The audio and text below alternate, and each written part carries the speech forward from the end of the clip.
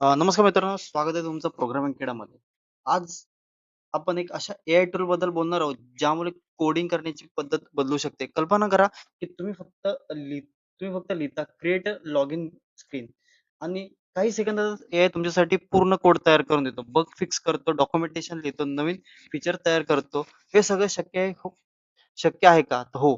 या टूलचे नाव आहे open AI Codex. Open AI codex.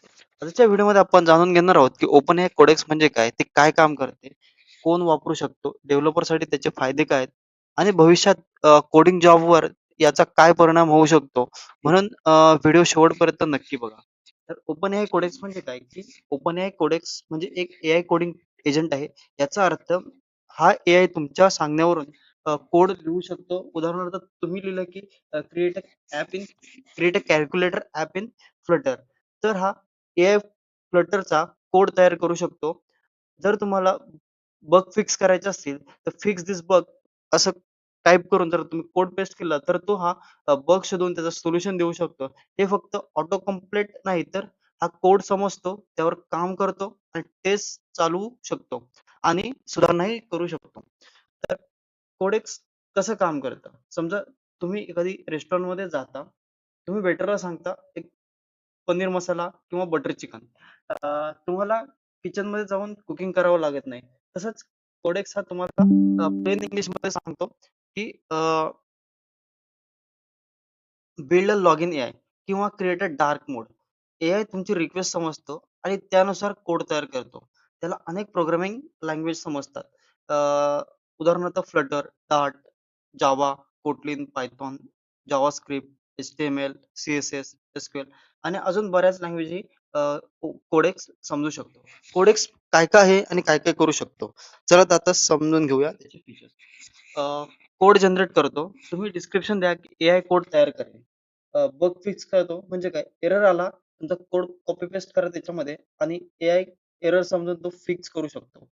आणि त्याचे तुम्हाला सजेशनही देऊ शकतो की काय आणि कुठे इश्यू होतात ते. कोड एक्सप्लेन करा. म्हणजे जुना कोड समजत नाही. कोड प्रत्येक फंक्शन तुम्हाला एक्सप्लेन करून देऊ शकतो. डॉक्युमेंटेशन कमेंट लिहितो आणि डॉक्युमेंटेशन तयार करतो. रिफॅक्टरिंग म्हणजे काय? मेसी कोड क्लीन करतो आणि परफॉर्मन्स इम्प्रूव्ह करतो. टेस्टिंगसाठी युनिट टेस्ट तयार करण्यासाठी याचा खूप मोठा उपयोग आहे.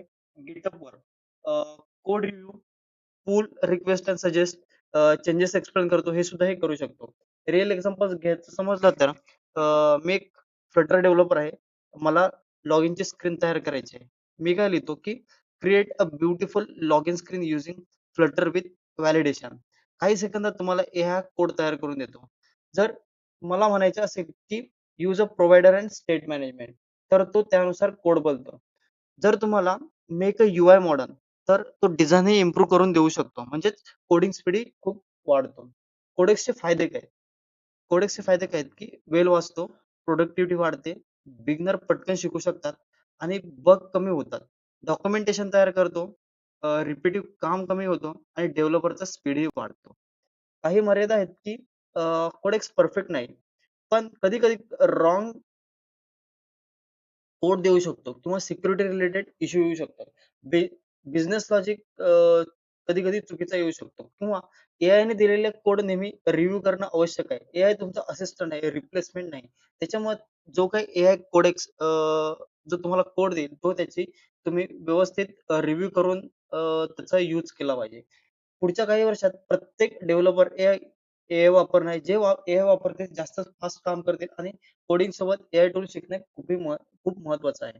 तर मित्रांनो, आज आपण शिकलो की ओपन एआय कोडेक्स म्हणजे काय? ते काम कसं करतं? त्याचे फायदे काय आहेत?